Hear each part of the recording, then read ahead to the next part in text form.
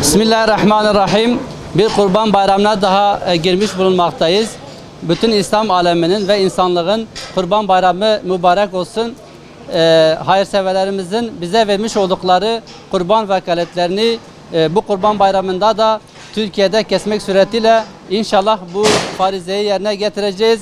Emeği geçen başta bulunan hayırseverlerimize teşekkür ediyoruz. Rabbim kendilerinden razı olsun. İnşallah birazdan kurban kesim işimize başlayacağız. Rabbim vekaletini verenlerden razı olsun inşallah.